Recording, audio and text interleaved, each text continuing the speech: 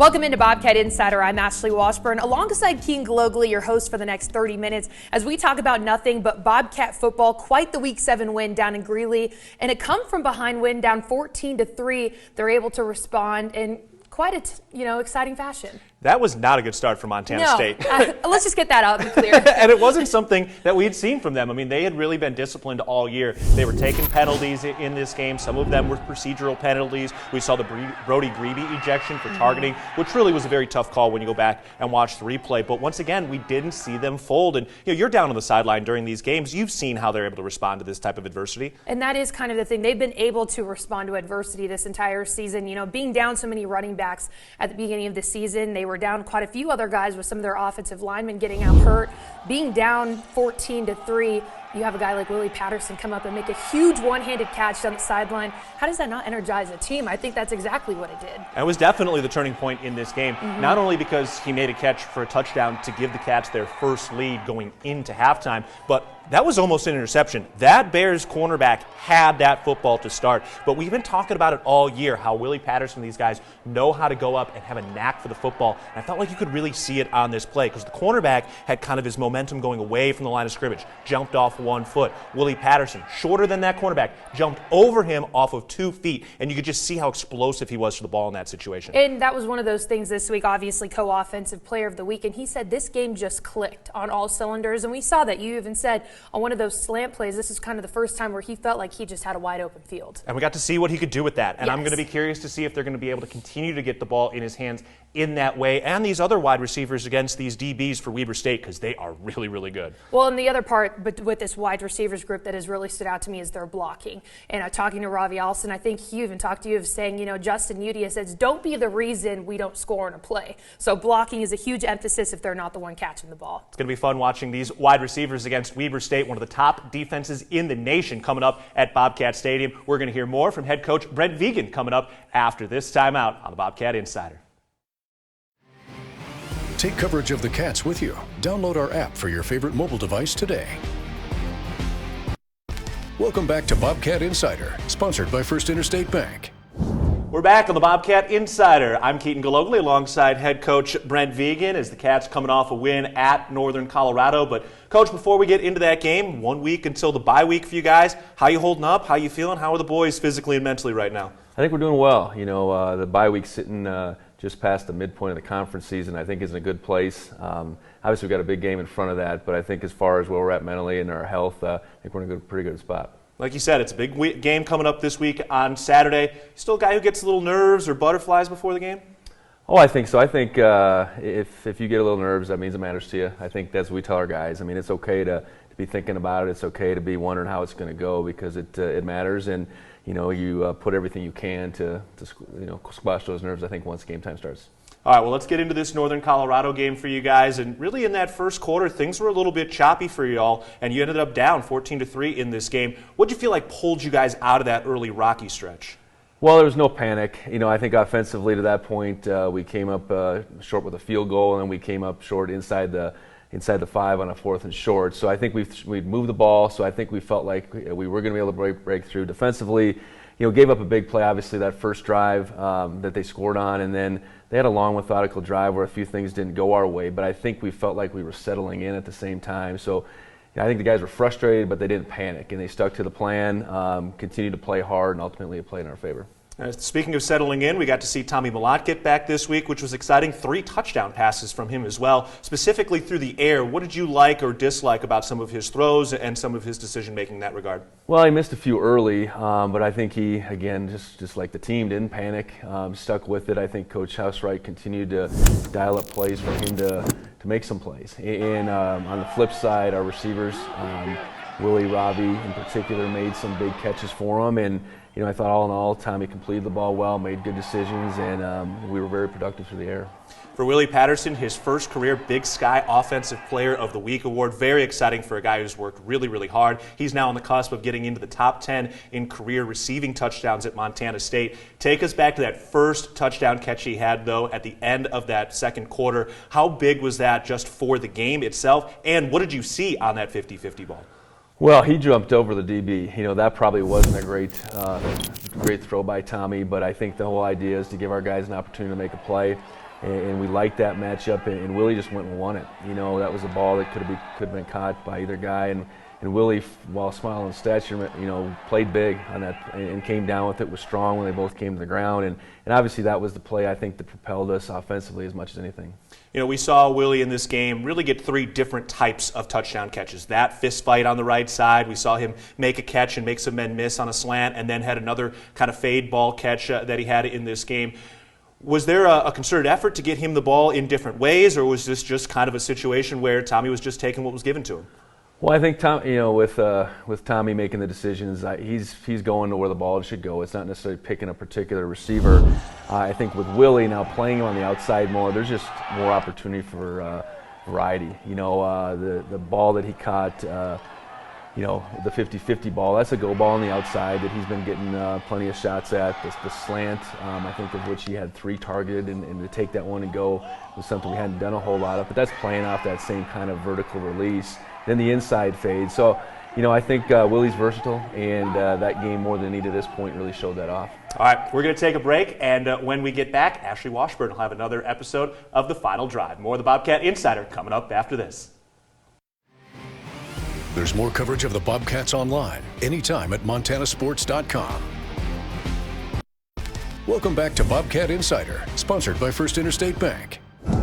Hey, yo, run it up, run it up, run it up, run it up, run it up, run it up, on a night and run it up, run it up, run it up, run it up, run it up, run it up, run it up, on a night and run it up. Callahan, I'm sure it hasn't even hit you yet, but last drive in a Bobcat uniform, when you take a look at this field, can you summarize the last 6 years at all? I'd just say it's a blessing, you know. Coming here, you know, you don't know what to expect.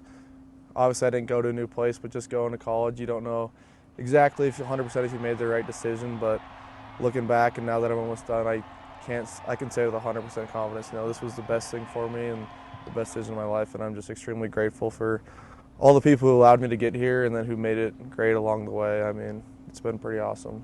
Well, just growing up a couple miles down the road, I'm sure you grew up sitting in these stands watching Bobcat games. Can you take me down memory lane if you can think of any memories in these stands? I have quite a few memories. I think my most distinct one was when they won a playoff game. I was sitting over in section 108. They kind of blocked the field goal at the end of the game to win the game, and that was a pretty distinct memory. But yeah, I went to all the games growing up. You know, I was a big fan, and just to be able to come and play here has been pretty awesome.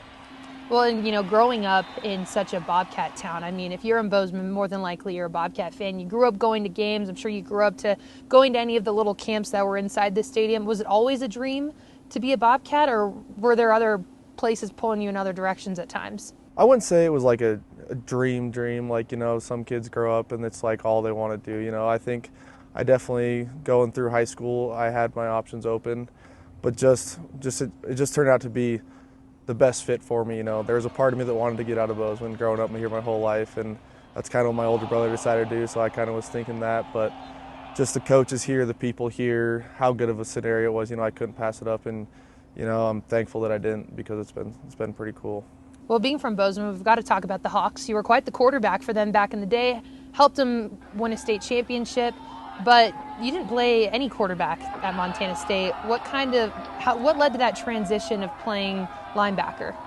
Yeah, so originally, before my senior year, Montana State was when Montana State started talking to me, and they were talking to me pretty much strictly as a linebacker. And then after my senior year, I actually came here, and I did play quarterback here my freshman year on the scout team. I was just a scout team quarterback, and, you know, going through fall camp, I was getting some reps and stuff, but I kind of just saw myself on the defense side of the ball. You know, I thought I could make a quicker impact there, a bigger impact there. So, you know, I kind of just, me and Coach Schote talked, and just decided to head over the defense side of the ball. You know, I'm pretty happy with that decision. So playing quarterback in high school, I'm sure it gives you a different look when you're on the defensive side of the ball. How has that helped you become such an elite linebacker that you have, especially this year?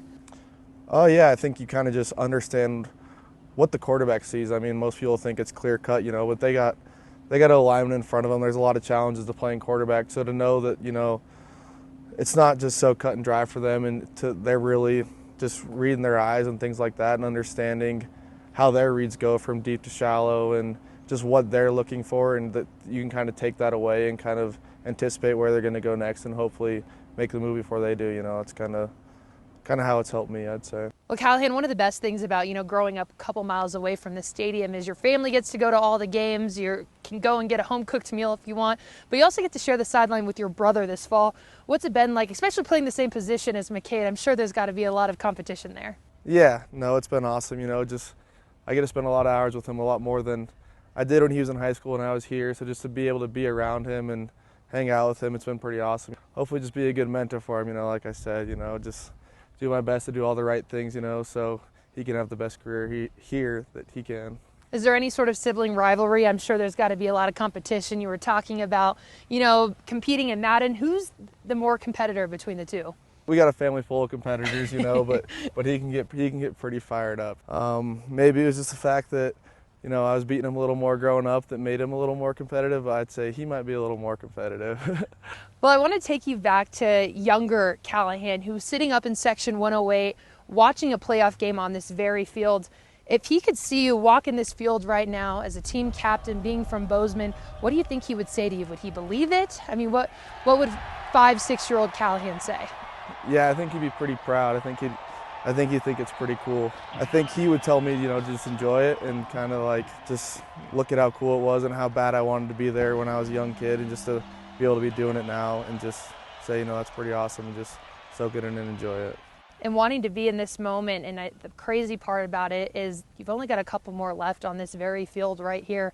What about your story do you want people to remember when you take this field for the last time? Yeah, I just want people to remember, that I was a humble, hardworking kid, kind of earned his way around here, having to go from switching positions from quarterback to linebacker, from being a partial scholarship kid, who kind of just earned his way, earned everything he had. Ultimately just ended up being a kid who was always out there, working his hardest to put on a show for the fans and help them have some great memories here.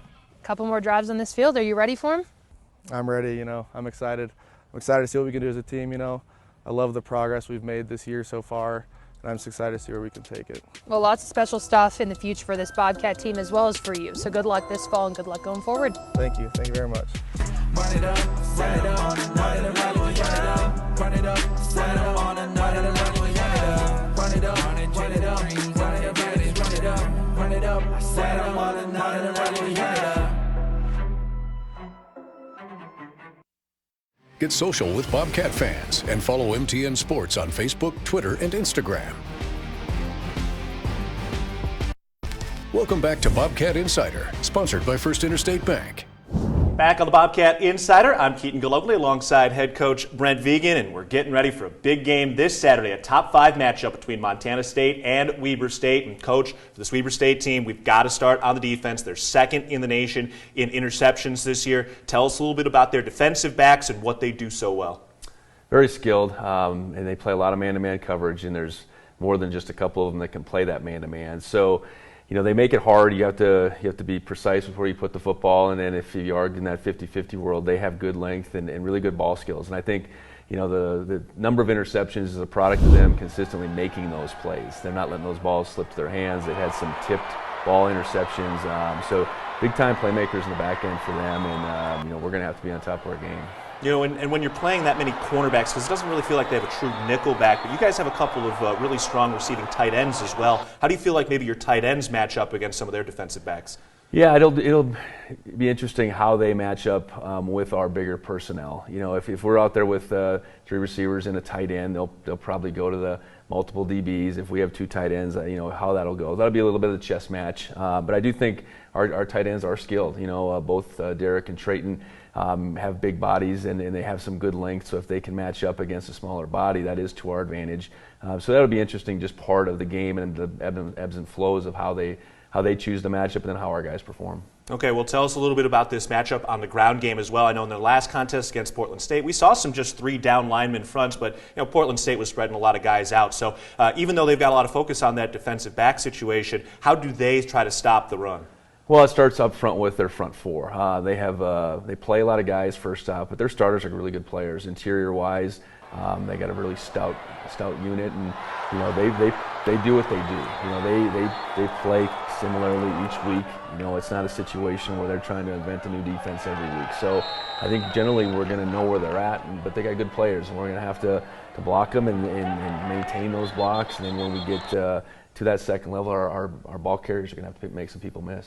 For this Weber State team, Bronson Barron is a very experienced third-year sophomore quarterback. You guys got to see him last year, although he was kind of coming off an injury, and he's had a nice start to this season. What is his skill set coming into this game? Well, he's been very efficient to this point, and he's been able to make the big play at the same time. He's got a number of guys he can throw it to. They're getting open, and he's putting the ball where it needs to be placed, and high efficiency as far as his completion rate and just decision making. Really been impressed with him to this point. Not a big runner, but he's mobile enough to make some plays with his feet, and they really complement their pass game with their run game. It's been really impressive at this point.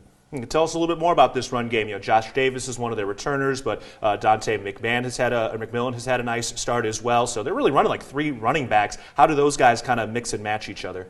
Yeah, they're running three, and they're all very productive. Yards-wise, I think they're all over 250. So to have three guys over 250 at this point in the season says a lot. They're all getting their opportunities. They're similarly sized, but I suppose stylistically they're a little bit different. But I think they all have good feet. You don't want to let them get in the open for sure, because I think they do have good speed.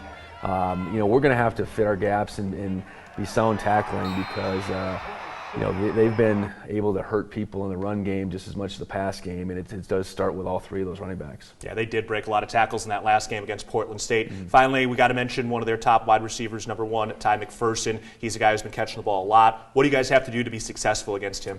Well, we choose to go man-to-man. He's a big physical guy, so we have to be able to match that physicality, and he runs well. So I think mixing up coverage is probably our best mode to keep the quarterback off balance, to not give him those one-on-one shots, because he's caught a lot of balls down the field and got behind defenders, and that's the biggest thing. We got to keep him in front, and ball in the air, we have to be as physical as he is. All right, here we go. We're getting ready to go for Montana State and Weber State. Weather's not looking great. How many layers are you wearing on Saturday, Coach? I'll wear enough, whatever that takes. All right, we're just about ready to go for a top 5 matchup between Montana State and Weber State at Bobcat Stadium. For head coach Brent Vigen, I'm Keaton Galogly, and we'll be back with more of the Bobcat Insider after this.